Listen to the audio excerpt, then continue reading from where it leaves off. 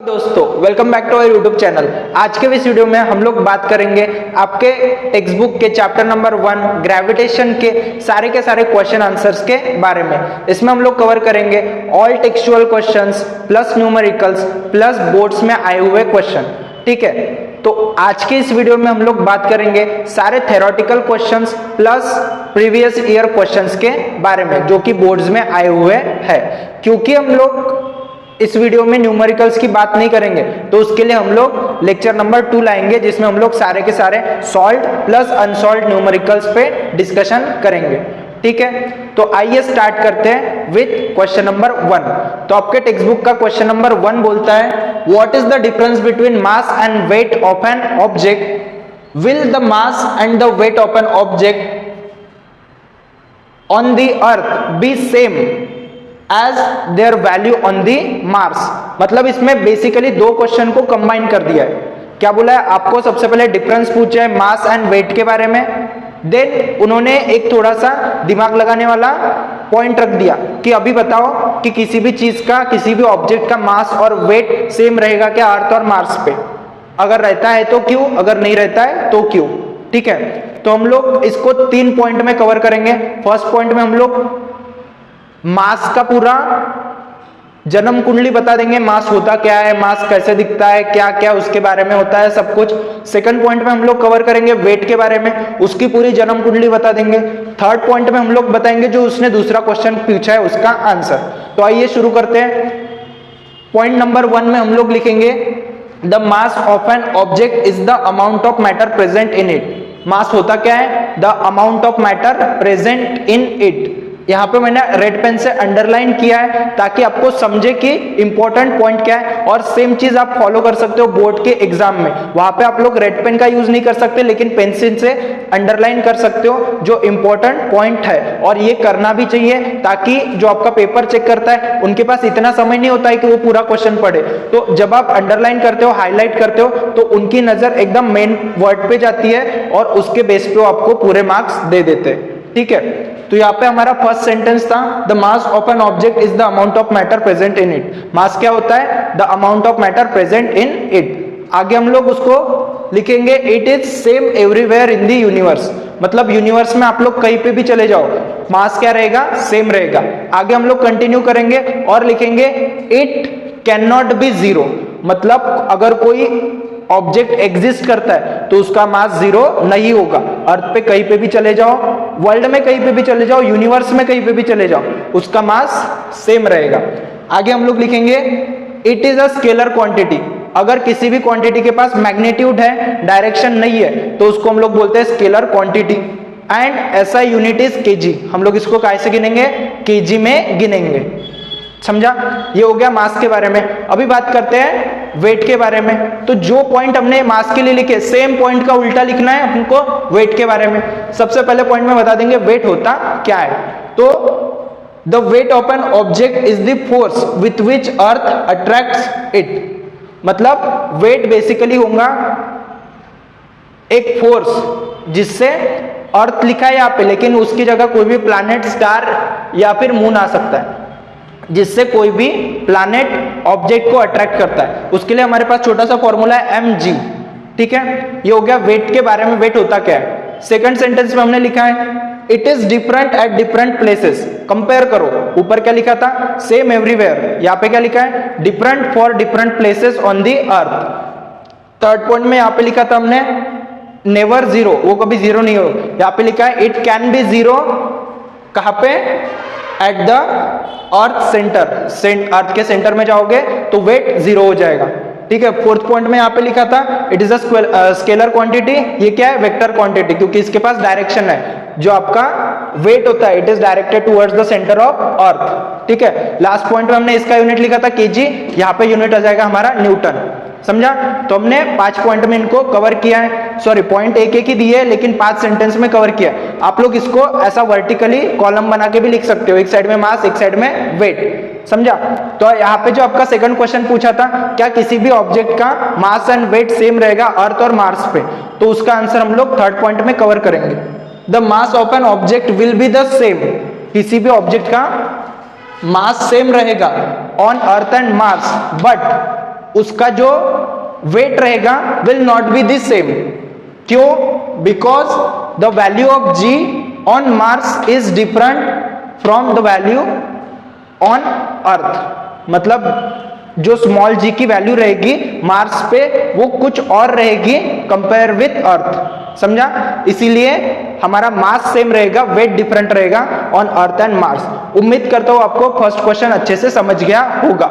इसी तरह से 3 पॉइंट में आप लोग आंसर लिख सकते हो, और अगर आपको ऐसा नहीं करना है और इजी बनाना है तो आप कॉलम बना के भी आंसर लिख सकते हो, लेकिन आपको फिर ये 3rd पॉइंट उसमें अलग से ऐड करना पड़ेगा नीचे, ठीक है?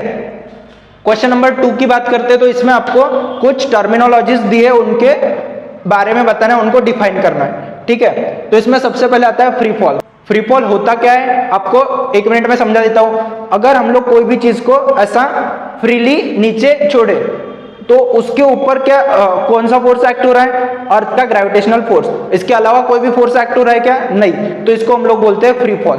आइए देखते हैं। The motion of any object under the influence of the force of gravity alone. अगर किसी भी ऑब्जेक्ट का मोशन हो रहा है because of force of gravity alone is called free fall, ठीक है? समझा? नेक्स्ट, सेकंड आपको टर्मिनोलॉजी दी है एक्सेलरेशन ड्यू टू ग्रेविटी। अब फ्री फॉल में हमने क्या बोला है? किसी भी ऑब्जेक्ट का मोशन हो रहा है। अब यहाँ पे बोलेंगे अगर किसी भी ऑब्जेक्ट का एक्सेलरेशन हो रहा है due to force of gravity alone. अगर मोशन हो रहा है तो फ्री फॉल, अगर एक्सेलरेशन हो रहा है तो एक्सेलरेशन ड्यू टू ग्रेविटी। इसको पढ़ लेते हैं। The acceleration produced in a body under the influence of force of gravity alone. यहाँ पे भी अलोन, अलोन वर्ड बड़ा इंपॉर्टेंट है, उसको मैंने अंडरलाइन भी किया है, भूलने का नहीं। Alone is called acceleration due to gravity, ध्यान में रहेगा, ठीक है? नेक्स्ट देखते हैं। तो नेक्स्ट टर्मिनोलॉजी है हमारी escape velocity.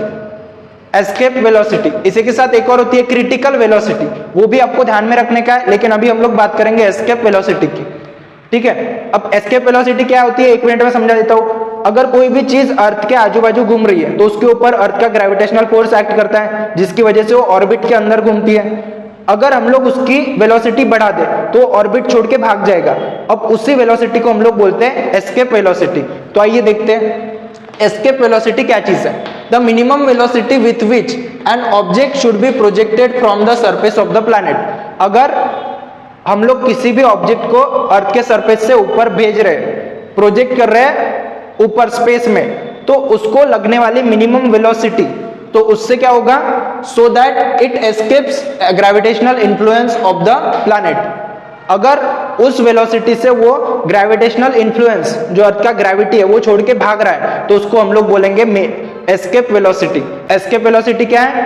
It is a minimum velocity जिससे हम लोग कोई भी ऑब्जेक्ट को अर्थ से प्रोजेक्ट करते हैं और वो अर्थ के ग्रेविटेशनल इन्फ्लुएंस को छोड़ के भाग जाता है, ठीक है?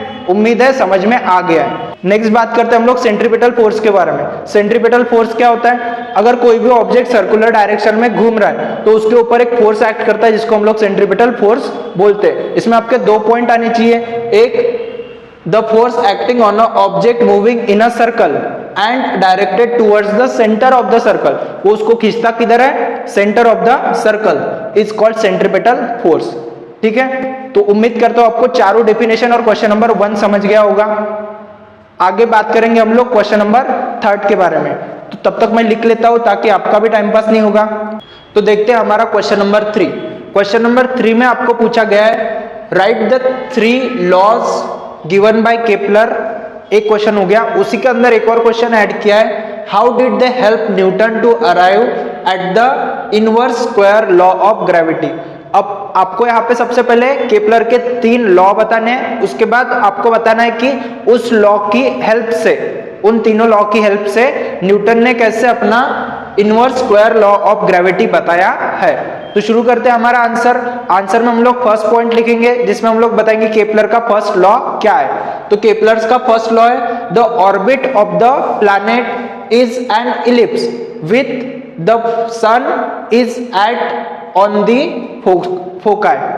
मतलब अगर हमारे प्लैनेट की ऑर्बिट इलिप्स है तो उसके दोनों में से किसी एक फोकस पे हमारा सन रहेगा। सिंपली अगर हमारे प्लैनेट की ऑर्बिट इलिप्स है तो उसके एक फोकस पे सन रहेगा, ये बोलता है हमारा first Kepler's law. Second Kepler's law देखते हैं तो केपलर का सेकंड लॉ बोलता है the line joining the planet and the sun sweeps equal distance in equal interval of time. मतलब क्या, देखिए अगर ये एक लाइन है जो सन से स्टार्ट हो रही है और प्लैनेट तक खत्म हो रही है, तो ये जो एरिया कवर करेगा जितने टाइम में उतने ही टाइम में सेम एरिया कवर करेगा दूसरी जगह पे, equal area in equal interval of time. समझा? ठीक है, टाइम की कमी की वजह से फास्ट फास्ट बता रहा हूं, अगर नहीं समझेगा तो कॉन्सेप्ट को अच्छे से पढ़ लेना। ठीक है, थर्ड हमारा लॉ बोलता है the square of period of revolution, जो टाइम पीरियड का स्क्वायर है is directly proportional to the cube of mean distance. मतलब उनके बीच का जो सन और प्लैनेट के बीच का डिस्टेंस रहेगा उनके उसके क्यूब को डायरेक्टली प्रोपोर्शनल रहेगा हमारा टाइम पीरियड। एक बार देखो, the square of period of revolution of the planet around the sun is directly proportional to the cube of the planet from the sun, T square is directly proportional to R cube. ये बोलता है हमारा Kepler's third law. ठीक है, अभी इस Kepler के law को यूज करके, मोस्टली थर्ड लॉ को यूज करके हमने कैसे inverse square law of gravity बनाया है। तो अभी हम लोग को देखना है डेरिवेशन, कि हम लोग किस तरह केपलर्स के लॉ का यूज करके inverse square law of gravity का फॉर्मूला प्रूव करेंगे। ठीक है, तो इसमें हम लोग एक डायग्राम दिखाएंगे। डायग्राम में हमारा सेंटर होगा, सेंटर पे सन रहेगा, सरकमफेरेंस पे एक प्लैनेट रहेगा कोई भी, उनके बीच का डिस्टेंस रहेगा r। यहाँ पे बताएंगे here p denotes planet, s denotes sun, r denotes distance between p and s, planet and sun, and m will be the mass of planet. तो इसी के साथ हमारे पास एक फॉर्मूला होता है स्पीड ऑफ प्लैनेट। स्पीड का जनरल फॉर्मूला क्या होता है? स्पीड बराबर डिस्टेंस अपॉन टाइम। तो स्पीड ऑफ प्लैनेट हमको निकालना है। स्पीड ऑफ प्लैनेट क्या हो जाएगा? अगर मैं स्पीड ऑफ प्लैनेट v लेता हूं तो डिस्टेंस क्या है? प्लैनेट कैसे घूम रहा है? सर्कुलर मोशन में, तो सर्कल का सरकमफेरेंस का फॉर्मूला 2 पाई r, और टाइम को हम लोग t से बताएंगे। तो ये आ गया मेरे पास स्पीड ऑफ प्लैनेट का फॉर्मूला, इसको नंबर 1 दे देता हूं। आगे मेरे पास एक और फार्मूला होता है, कौन सा? सेंट्रीपेटल फोर्स का। तो बाय सेंट्रीपेटल फोर्स F बराबर होता है mv square upon r। F बराबर क्या हो गया? mv square upon r। तो क्या मैं यहाँ पे v की वैल्यू रिप्लेस कर सकता हूं? तो कर सकता हूं। तो यहाँ पे अगर मैं v की वैल्यू रिप्लेस कर दूंगा, v की वैल्यू क्या है? 2 पाई r अपॉन t होल का स्क्वायर अपॉन r। ये भैया भी तो बैठे हैं, इनको भी तो लाना पड़ेगा। ठीक है, तो भी ये क्या हो जाएगा? m एज इट इज रहेगा, 2 का स्क्वायर हो जाएगा 4, पाई का स्क्वायर हो जाएगा पाई स्क्वायर, r का स्क्वायर हो जाएगा r स्क्वायर अपॉन ये जो t है, हम लोग जब भी डिनोमिनेटर को प्रेस करते हो नीचे चला जाता है, तो t का भी स्क्वायर हो जाएगा, r एज इट इज। ठीक है, समझा हमने क्या किया? अभी नेक्स्ट स्टेप में हम लोग क्या करेंगे? r को यहां से कट करेंगे, r स्क्वायर है, ऊपर नीचे r है, तो इसको कट कर देंगे। अभी क्या बचा मेरे पास? ध्यान दो, 4 बचा, m बचा, पाई का स्क्वायर बचा और r बचा। ठीक है, नीचे में क्या बचा? t का स्क्वायर। लेकिन अभी हमने केपलर के थर्ड लॉ में क्या पढ़ा था? t स्क्वायर बराबर r क्यूब। तो क्या मैं यहाँ पे लिख सकता हूं by Kepler's third law T square is directly proportional to R cube? होता ही है। अगर मैं यहाँ पे कांस्टेंट दे दूं, अगर मैं यहाँ पे टी स्क्वायर बराबर के आर क्यूब कर दूं तो किसी को कोई दिक्कत नहीं, क्योंकि हम लोग प्रोपोर्शनलिटी के साइन को इक्वल्स टू कांस्टेंट से रिप्लेस कर सकते हैं। ठीक है, तो हमारे पास वैल्यू आ गई टी स्क्वायर की, पुट करो यहाँ पे। देयरफॉर हमारा इक्वेशन क्या हो जाएगा? F बराबर 4m pi square r upon के आर स्क्वायर, सॉरी के आर क्यूब, क्योंकि यहाँ पे टी स्क्वायर बराबर के आर क्यूब है। तो के आर क्यूब हो जाएगा। अब क्यूब और एक आर कट जाएंगे, ये आर कट गया, यहाँ पे स्क्वायर बचेगा, तो यहाँ पे आ गया 4m पाई स्क्वायर अपॉन के आर स्क्वायर। दिख रहा है आपको? अगर मैं इस इक्वेशन में से, अगर मैं इस टर्म में से इतनी टर्म को कांस्टेंट समझ लेता हूं, क्या समझता हूं? एक कांस्टेंट, तो फोर्स F और आर स्क्वायर में क्या रिलेशन आ रहा है? It will be a direct inversely proportional. क्या लाना है? Inverse square. आ रहा है रिलेशन? तो हम लोग यहां पे लिख सकते हैं force will be inversely proportional to R square. अगर 4m pi square upon K क्या है? Is constant. चलो हो गया हमारा काम। इन दिस वे लिख दो नीचे answer. In this way Kepler's law help Newton to arrive at the inverse square law of gravity. खत्म हो गया आपका क्वेश्चन नंबर 3। ठीक है, समझा? उम्मीद करता हूं आपको अच्छे से समझ गया होगा। नहीं समझा तो वीडियो को रिवाइज करो, फिर से एक बार देखो, लेकिन अच्छे से समझ लो, क्योंकि अगर आपको समझेगा कॉन्सेप्ट तभी आप लोग पेपर में लिख पाओगे। और ये ऐसे डेरिवेशन कभी याद नहीं किए जाते, इनको बार बार समझा जाता है ताकि वो आपके दिमाग में अच्छे से फिट हो जाए। ठीक है, नेक्स्ट क्वेश्चन की बात करते हैं। तो क्वेश्चन नंबर 4, क्वेश्चन नंबर 4 में आपको पूछा गया है a stone thrown vertically upward with initial velocity u reaches the height of h before coming down, show that the time taken to go up is same as the time taken to go down। मतलब एक पत्थर है, मैं अभी एकदम speed से पत्थर ऊपर फेंक रहा हूं, वो कुछ हाइट h हाइट तक ऊपर जा रहा है, उसकी इनिशियल वेलोसिटी, जिस वेलोसिटी से मैंने उसको ऊपर फेंका तो वो कितनी है? u वेलोसिटी से मैंने उसको ऊपर फेंका, वो h हाइट तक गया, बाद में वो नीचे आया।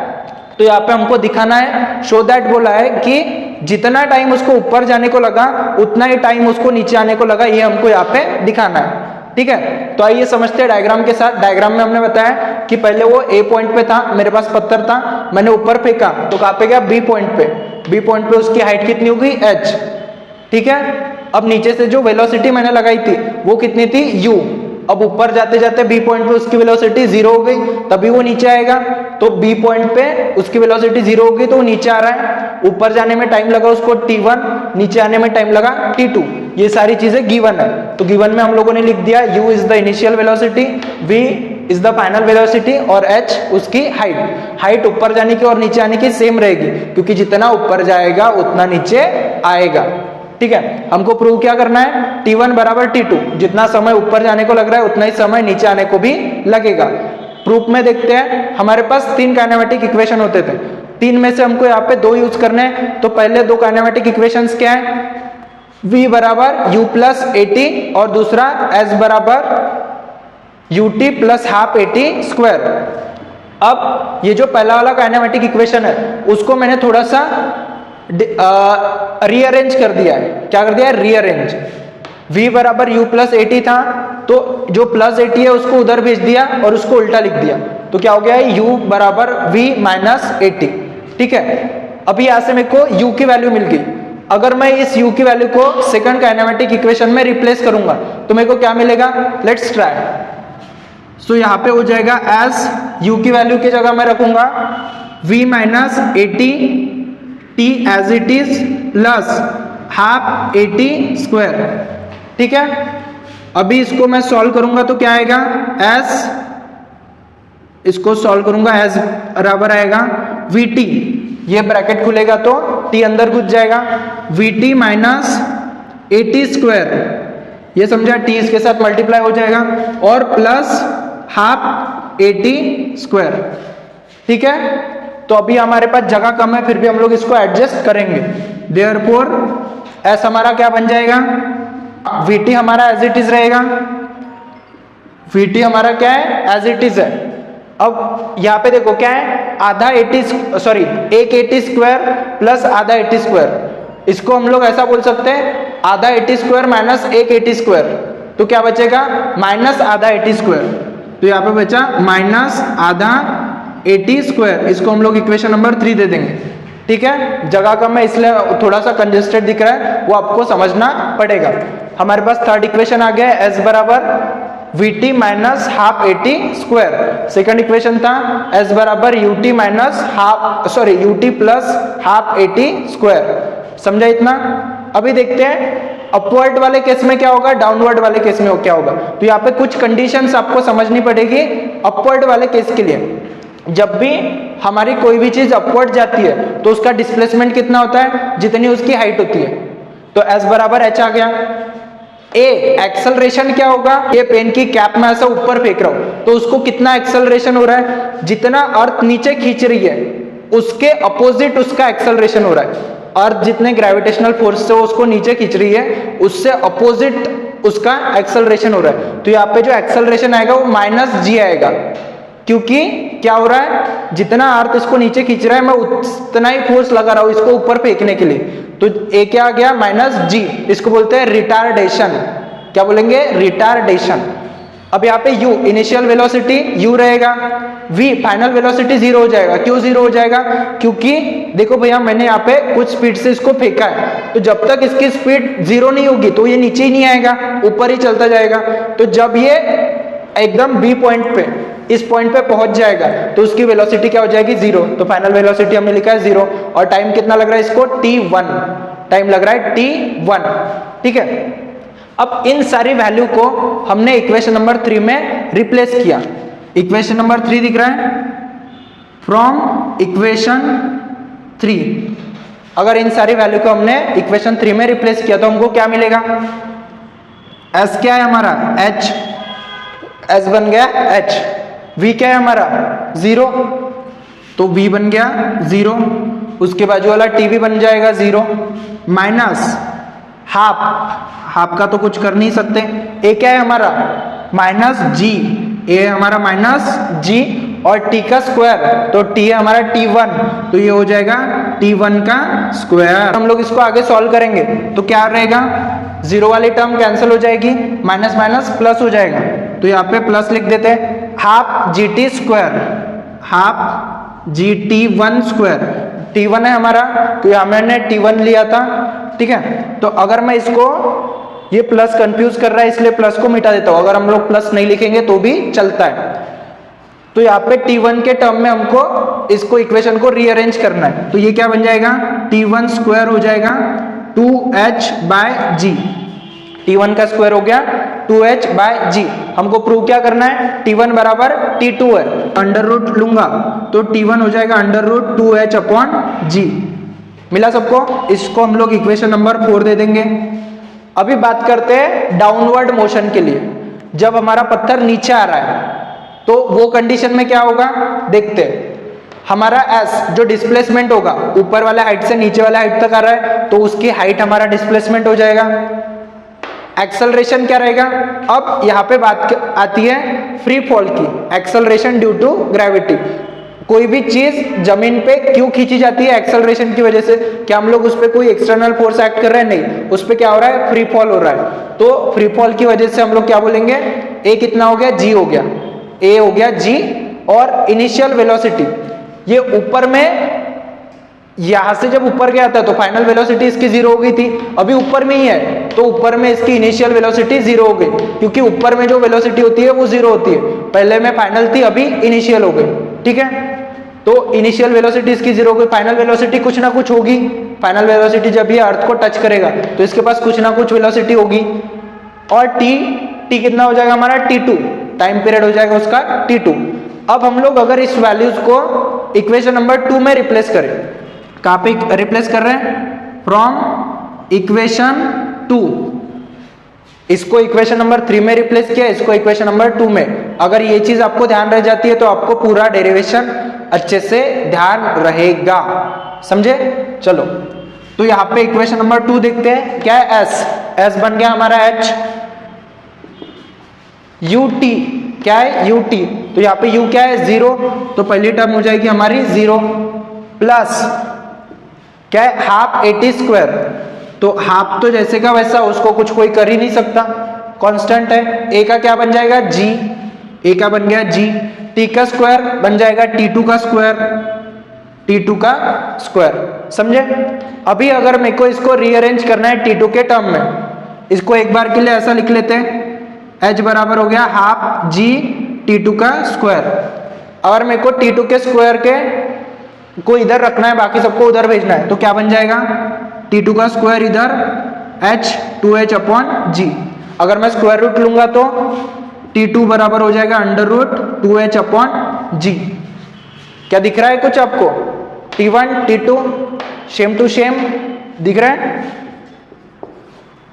अगर फ्रॉम इक्वेशन 4 एंड 5 मैं लिखूंगा तो क्या हो जाएगा, ये लाइन एक बार के लिए हटा देते हैं, फ्रॉम इक्वेशन 4 एंड 5 क्या मिल रहा है मेरे को, T1 बराबर T2। क्या हम लोग मंजिल पे पहुंच गए, दिख रहा है। तो प्रूव क्या करना था, T1 बराबर T2, आगे आंसर T1 बराबर T2, हेंस प्रूव्ड लिख दो। जो भी प्रूव करना था वो शो दैट वाली लाइन पूरी जैसे कि वैसी, समझा। तो ये था आपका क्वेश्चन नंबर 4। आई होप सबको अच्छे से समझ गया। तो इसको मिटाते हैं और जल्दी से क्वेश्चन नंबर 5, 6, 7 कर लेते हैं। तो आइए देखते हैं क्वेश्चन नंबर 5। अभी क्वेश्चन नंबर 5 आपके टेक्स्ट बुक में क्वेश्चन नंबर 2 का ई दिया होगा, लेकिन हमने यहाँ पे क्वेश्चन नंबर 5 लिखा है। तो क्या बोलता है question number 5, if the value of g suddenly becomes twice its value, it will become 2 times more difficult to pull a heavy object along the floor। अगर ये पेन फ्लोर पे रखा है और हमारी अर्थ का जो एक्सेलरेशन ड्यू टू ग्रेविटी है जी की वैल्यू डबल हो जाए, तो ये पेन का वेट डबल हो जाएगा, ये पेन को उठाना मुश्किल हो जाएगा। ऐसा क्यों होता है वो पूछा है। तो हम लोग यहाँ पे बताते हैं कि फर्स्ट पॉइंट में वेट होता क्या है। The weight is defined as the force with which the earth attracts, मतलब कोई भी ऑब्जेक्ट को जिस फोर्स से अर्थ अट्रैक्ट करती है उसको हम लोग वेट बोलते हैं। उसका फॉर्मूला लिख दिया, W बराबर F बराबर mg, ये हो गया वेट का फॉर्मूला। सेकंड पॉइंट में हमने बताया कि the weight of an object depends on the मास। ये जो वेट है वो क्या पे डिपेंड कर रहा है, mass and acceleration due to gravity. तो हमने यहाँ पे बताया the weight of an object depends on the mass of the object and the value of acceleration due to gravity, ठीक है।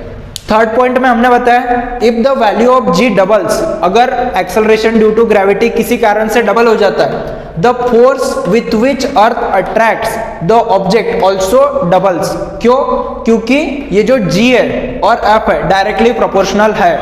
अगर जी बढ़ेगा तो एफ भी बढ़ेगा, जी की वैल्यू डबल हो गई तो एफ की भी वैल्यू डबल हो जाएगी, ठीक है। अब लास्ट पॉइंट में 10 लिखना और जैसा का वैसा क्वेश्चन एज इट इज चेप देना।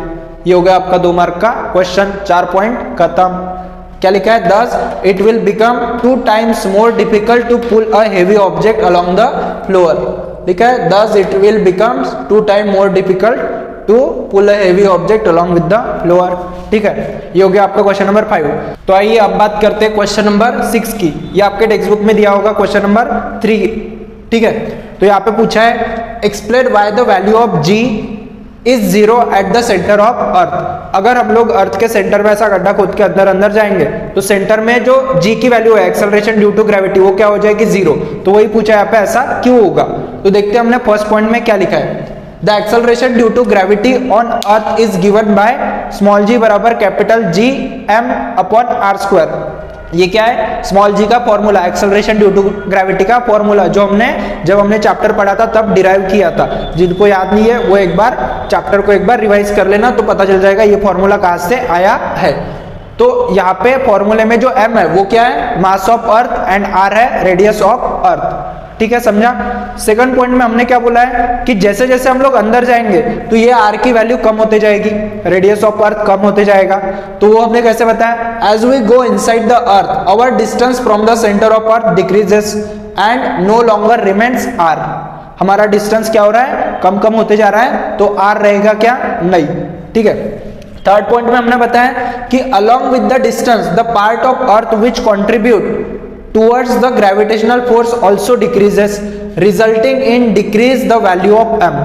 मतलब जैसे जैसे हम लोग अंदर जा रहे हैं तो क्या पूरे अर्थ का ग्रेविटेशनल फोर्स हम पे एक्ट कर रहा है? नहीं, जो पार्ट हमारे अंदर बचा हुआ है। तो जैसे जैसे हम लोग अंदर जा रहे हैं m की वैल्यू भी डिक्रीज हो रही है। और इन दोनों के कंबाइंड रिजल्ट से क्या हुआ?